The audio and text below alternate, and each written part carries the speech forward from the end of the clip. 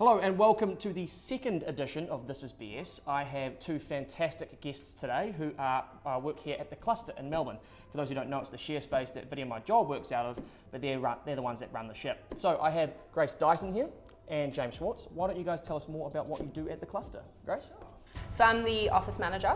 So I run the front of house team, I help with all the ops around the building, sometimes do some sales, sort of a little bit of everything. Awesome. And James? Yeah, so executive manager these days, so pretty much running the kind of day-to-day overview of everything in the space. My background's in IT, so anything that's tech-related, goes to me as well. Sales, marketing, that's why I'm here talking to Ben. Excellent. No worries. So as we saw from last week with the conversation with Graham, we do have 3 BS points we're going to discuss. Before we do that, just like last week, we're going to fire 10 quick-fire questions at these guys. Some random facts regarding their role and who they are, and bringing that back in. So we're going to start off with question number 1. This goes to both of you. What is the word for the irrational fear of being happy? I don't know. Pessimistomia. Close. It's cheerophobia. Cheerophobia. That's a real thing, believe it or not. Second one. What country is so safe it imports its criminals to fill jails?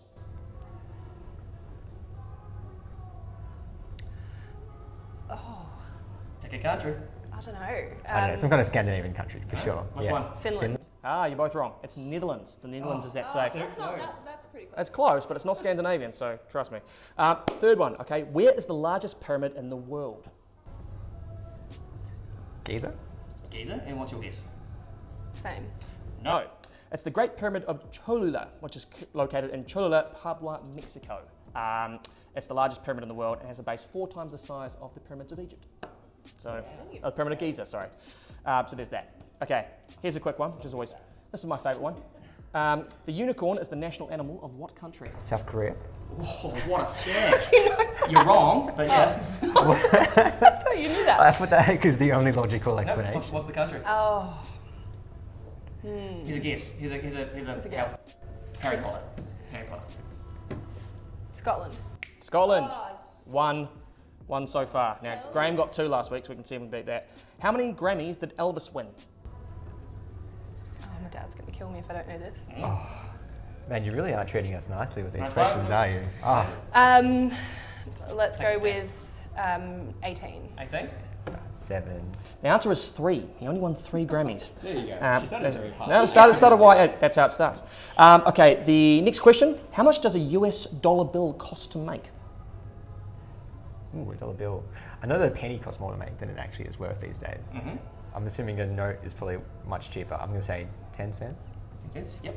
62 cents. It's close. It's 5 cents. 5 cents to make it. That's right. 2 years of inflation. It's How many users on a monthly basis does Facebook have? 3 billion? Close. 2.9 billion. Oh, you can't just go one lower and then say closer. It's 2.45 billion users. That's per month. Now, globally, what percentage of humans actually have green eyes? 5%? 12%. 2% is the answer there. So you're currently Well. 1. You get, yep, there's it. Okay, what do the dials on the toaster represent? Oh, apparently it's not actually anything to do with the heat of the toaster. It's just purely a timer. Yeah, it's the time. Perfect. It's the Timer, length. yep, it represents the minutes. So 1 minute, 2 minutes. My 3 entire minutes. childhood would have been different if I understood what that meant. How? Well, I wouldn't have preferred my toast. Fights would have not been caused. That's how you kind of rated what toast looked like. That makes sense, It was it a number does. 3 or it was a number 4. 3. What fancy toasters were you using? Well, you kind of judge people by it. Are you number 3? Are you number 4? Or are you like a number 6, which is just wild? I can't be friends with a number 6. I'm No. sorry. Or number 1, that's worse than the 6. Why are you? I never thought this would be a talking point, but yeah, I agree. Finally, last question. The average Persian walks the equivalent of how many laps around the world during their lifetime? Person or Persian? Person, not Persians. They do a lot more walking than normal Persians. Is that a fact? 300 anything to go by, but that's my assumption. So, How many laps of the how many world? laps of the world does an average person do in their lifetime? 3. 6. Oh, it's 5. Ooh. So you guys got 2 out of 10. Okay. So you currently are matched with Graham at the moment. So Graham, matched I with think him. he really needs to think about the questions he's asking. I think this is way too hard. Yeah. That's the point. Okay. That's the point. If someone can manage to So- get 5, That's how it works. Relevant to our job? Yep, that's exactly the point. Interesting. Relevant to your job. Yeah, you've got to know these facts. So, We're now going to move on to the actual BSs here. So the first BS we're going to talk about is? Just misconceptions around co-working, I'd say.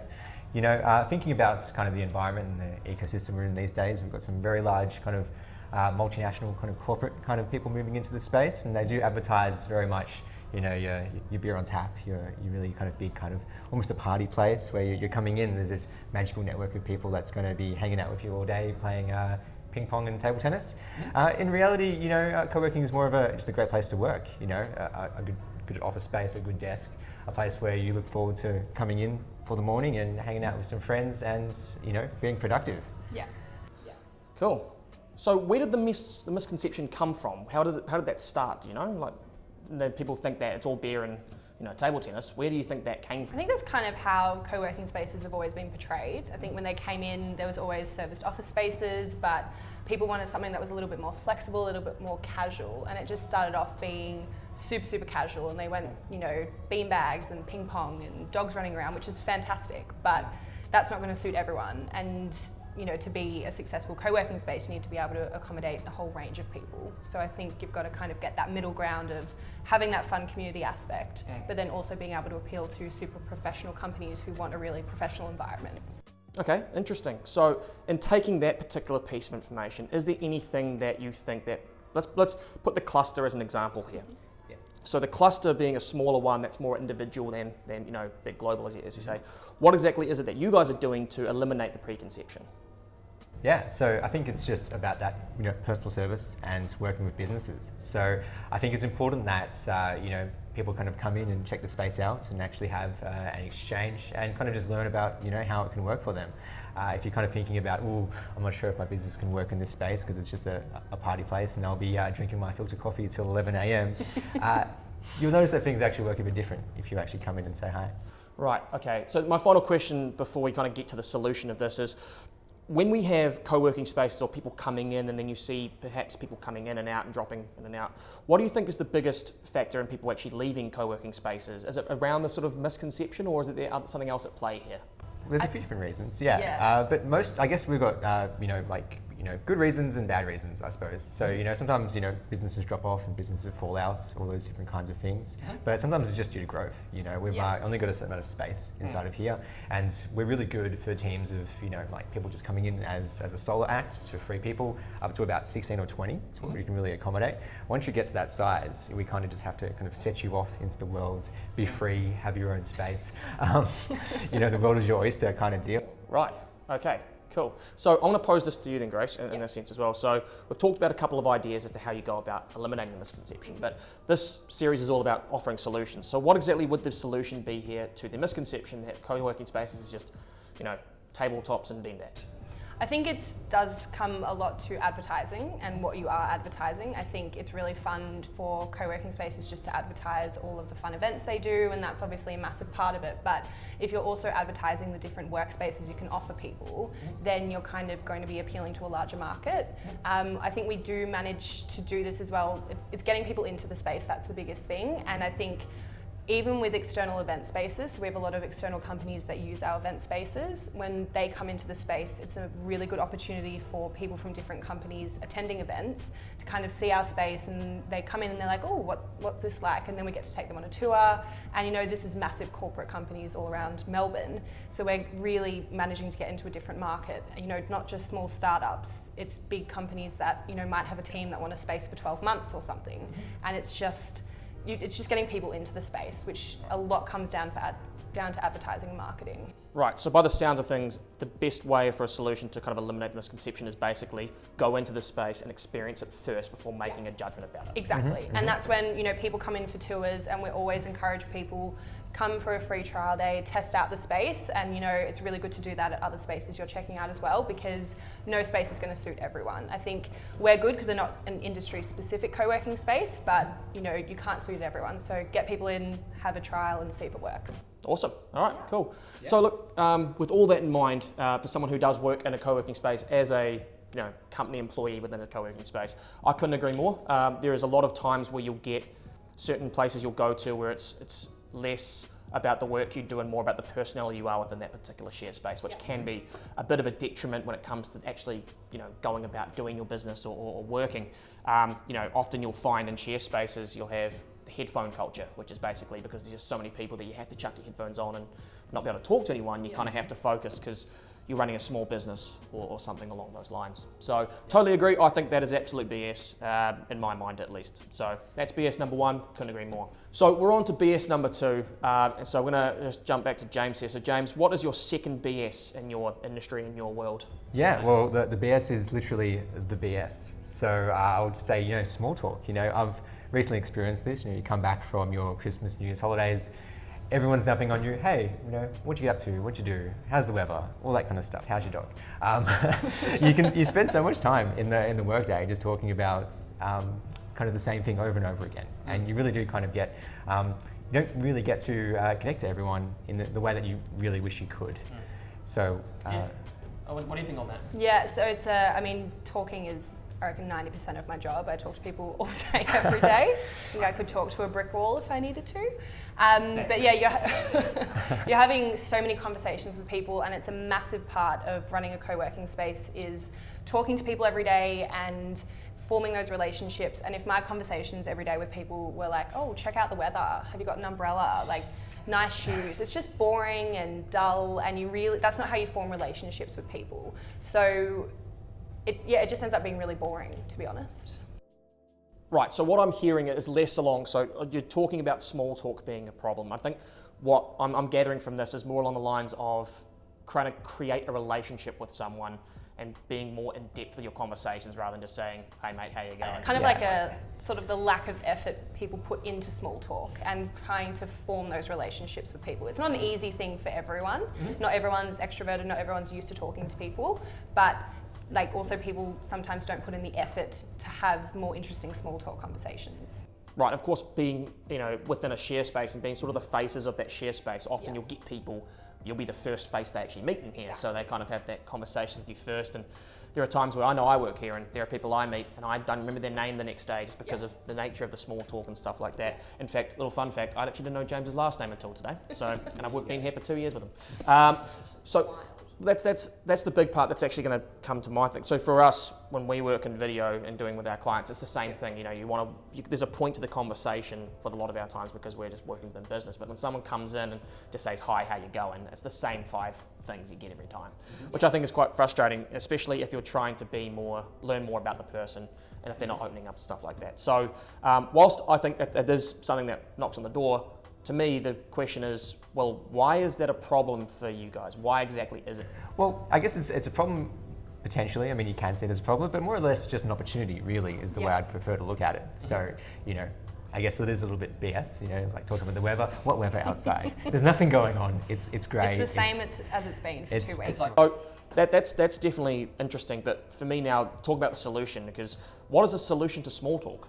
Well, it's maybe just being prepared or being ready to actually perhaps, be out there and just engage and converse with someone and, connect in a deeper way. So I think Em in the cafe has got it best because she just gets off the cuff, just everyone's news, everyone's stories, how everyone's feeling. Perhaps we should try and kind of emulate that a bit more, be a bit more open, maybe just ask a question or two, open people up a bit more. I think you'll find that we have a much more enjoyable day if we've actually shared something kind of meaningful at lunch, or in passing, or if we're in the lift, actually just instead of being on our phones, like saying hi and trying to do something. Yep, definitely.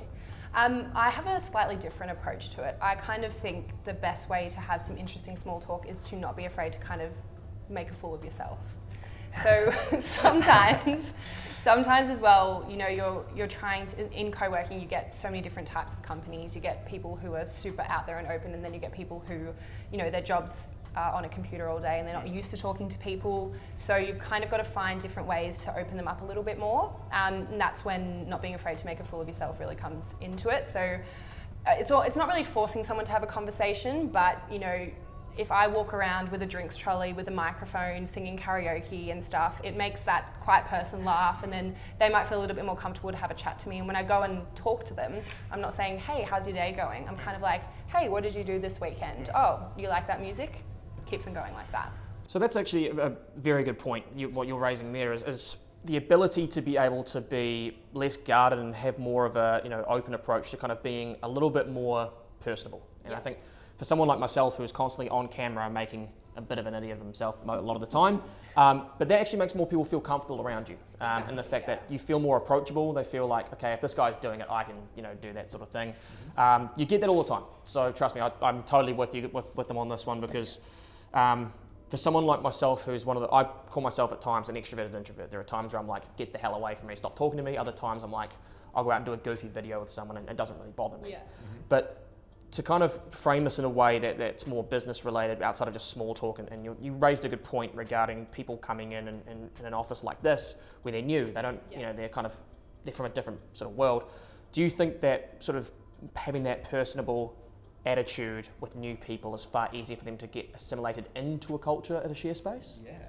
100%. Definitely. I mean, we are always trying to connect our clients, and not even just for work purposes, just to make friends. Some people don't have any interest, and I think you can read that pretty quickly when you meet them.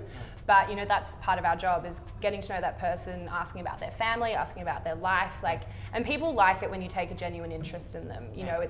I like it when people are interested in what I'm doing, and that's how you become such good friends with the clients in the space, and it's really nice. And then once you build up that relationship with the person who's not necessarily great at talking to other people, if it's a Friday night drinks or a breakfast club that we're running, you can go grab that person and introduce them to someone else, and then they start to form a friendship and they become a little bit more comfortable. They're more willing to come to events, and that contributes to the community that we're building here at the cluster. Because you guys are very community focused here, which I really appreciate. For someone who, like myself, will not often make the effort to go and meet with people that I don't have to, because I basically hate everyone, apparently. Well, when we have to kind of step in and say. Exactly. Why is he sitting in the corner by himself? No, look, I totally agree. I think there's a part to it that, rather than framing it as BS, as small talk, it's more along the lines of being able to be more personable with people in that sense. So I couldn't agree more on that one. There's a couple of things I disagree with in regards to sort of the, hey, how's it going? How's your day going? Sometimes you need to start with that to build up. That is true, yeah. It's a time and place, But if you take it from the perspective of sitting on the reception desk and you're seeing these people every single day, if you're asking these people every single day, just like, hey, how are you going? How's your day? That's quite boring, and after a while you want to ask them a fun, interesting question. Like, we sometimes on reception will pick a day and we'll say, let's have a question of the day, and it will be something even like, what's your favourite biscuit or something, and we'll ask everyone on level. It's a dangerous conversation. This is a dangerous, and then it starts a big debate amongst the floor, and it just gets people chatting. And it's not a debate. It's Tim Tams. Okay. I don't know how to stop you. This is the Tim Tam War of 2019. It's how it started. No, but that's the thing, is you're starting a conversation, and by doing that, and me not making a fool of myself, but asking someone, hey, what's your favourite biscuit? Then it gets to later in the day, and you walk around the space, and people are actually having a debate about Tim Tams versus mint slice. It's not even the same realm, but Tim then, Tams. then people chuck in some random ones, and it's a funny thing, and it's just such a great way to get people chatting. Like I like that part. It's just like a little fun thing that it just makes it more fun. Look, I totally agree with that there. So I think you've changed sort of the way in which I was saying it's more along the lines. I totally agree with you. I think that the starting point's when you first meet them and you kind of build up to that, which is always good. So look, that's good. I think for me the BS there is exactly what you've said. It's just being personable, being different, and kind of asking more in-depth questions. So I like that, especially from the perspective of someone who's done reception and being an executive manager of these sort of places. You do get these sort of same questions over and over. I know I do. Okay, cool. So that's number 2. So let's move on to number 3. So now we've covered 2 BS items, and I agree with both. Let's move on to number 3. So Grace, what's your third BS that you have? The third BS is the BS surrounding trying to compare different co-working spaces. So there's so many co-working spaces in Melbourne alone. I mean, it's massive internationally, and each one offers a different type of product. Each one appeals to a different type of client. And people check out so many different spaces, and always try and compare different co-working spaces, probably trying to maybe lower down prices and everything for themselves, so it's very much on the outside. However, each co-working space, everything that everyone offers is fantastic, and you can't compare one co-working space to another. The approach is every co-working space is great, and you just need to find one that's going to suit you. Okay. Excellent. So one thing that I'd prompt from that, it's kind of related to the first BS you talk about, sort of the perception of co-working spaces. Yeah. So just from kind of hearing what you're saying as well, it sounds like a lot of the notions of these share spaces and kind of the difference in trying to comparing is actually coming from outside of the co-sharing space rather than inside. Yeah. So you won't see other ones kind of talking about badly about other ones. What do you think? What do you think that more share spaces can do so that way the comparing stops? What can they do? Do they have to emphasise more about their positivity? Well, I think it's a thing that's going to be changing slowly over time, as well as something which is going to be changing internally over the years as well. You know, it is a very new industry. People are only really just getting that kind of awareness over what co-working is, what a shared workspace is, what kind of stuff that they offer. You know, you've got people inquiring, can I have a name on the lift? Can I have my own private space? Is anyone going to get in between me and walking to my office? I'm like, that isn't a shared space. All things that I've asked for and got none of, which I'm really upset about. So to me, that asks, that's more about the individual kind of. There are a few misconceptions about what's out there in the environments, and it's very different for people that actually have worked in a co-working space and then have seen different offerings between different places. You know, in reality, there's definitely something that's going to work for everyone, and you know, luckily we're in a really, really nice place, and we've got a lot of different services that we offer, and that we find that we've got a really kind of diverse range of happy customers that we're able to kind of just give them what they need to, you know, grow their business and, you know, have happy employees that have, you know, a good productive workday. Yeah. Yep. Okay. Yeah. I think sorry to interrupt, if you want to take it from the perspective of what can each individual co-working space do, I think the best thing that anyone can do is stay positive about what they offer, stay positive about other co-working spaces, encourage people to find a space that's going to suit them best. No one needs to focus on any negatives. You know, if it's just a happy environment, everyone works cohesively with each other, then it just means that everyone's aim is to help people find a space that's really going to help their business flourish. Right, okay. So, and in turn, then I want to switch it on its head a bit. When it comes to the outside world of the share space environment, what could you tell someone that is outside the space that starts comparing? What could you tell them, you know, to say, well, stop comparing and instead have that mindset of each individual company's doing their own thing? What can you tell them that they don't already know about the positives of share space? What could you tell them? Well, I think other than the really good kind of cost benefit for kind of working from a co-working space, you know, the efficiencies involved in being able to utilise, you know, our reception desk, for instance, is really great for the business. But I think the big thing I'd tell them is, you know, maybe just look at what you're currently doing and just think about ways you could do it better. You know, chances are, if you were thinking of like the best way to run your business to be in a space, it would kind of draw you down that kind of co-working space avenue. You know, you want to keep your employees engaged. You want everyone to be happy. You don't necessarily want everyone to just be locked in their own little corner and doing work. You want them to be able to kind of like, you know, walk around, be a bit more free, be free range as you would. Oh, I love being compared to a chicken. I love that. Some would say a bin chicken. Some would say. Walked it around. Yeah, We made it happen. I think it's also really good for any company, instead of comparing different spaces, you know, figure out what's most important to you as a company, what you're looking for, and then see different spaces and just find one that works best for you. So you don't have to compare them. Think about yourself and what you're really looking for, and you know, if one space doesn't offer you everything, then you know, just see if you can find a space that does. Well, I think as someone who's part of a small business and kind of seen the experience of share spaces and kind of seen the difference between quite a few, having been quite a few myself, one big thing I notice with a lot of the people that do come in and check in and go away is always that same thing we talked about in the first BS, which is like, oh, this one had a table tennis table, but this one had, you know, Friday night drinks, and it kind of boils down to, you have to ask yourself what your business is all about individually, what drives you, what makes you guys kind of tick. For us at Video My Job, we're all about kind of, you know, of course, creating content, but it's more about getting involved in the community and talking more and more people and understanding different people's objections and views on things. And being in a share space like, you know, the cluster, it really helps us kind of look more on the outside of going, how would someone else perceive our product, our services, and who we are as a company. Definitely. So totally agree with that. So I agree with all three of your BSs, because technically 1 and 3 are basically very similar, but they're similar, but in a way that kind of, you're kind of looking at it from both sides, one being the share space themselves or the people coming in. So there's always two sides to every transaction in that sense. So look, I totally agree. I think all three are definitely problems. Would you have shouted out if you disagreed with one of our topics? Oh, I would definitely, you know. Definitely give your opinion, Ben. Well, I mean, absolutely. I mean, that's sort of my job. That's to give opinions, but not have any facts for them. Judge, Except the jury, 10 questions I have, I see. So, excellent. So, okay, cool. So we're going to move on now to the end here. So one thing that you may have seen in last week's video is I had a present that I gave Graham, and unfortunately he decided that it was best for me to have it because it would perk me up. But I didn't bring it today. Now I'm going to give it to you guys anyway at some Ben, point. we don't want it. I'm not sure if you're allowed to. I'm not sure if OHS. So We've asked you a few times to please take it out of the office. So It's upsetting. we just people. leave that one at home. Thanks. It's actually a request. that's 2 from 2 now of how I have had my hopes and dreams crushed.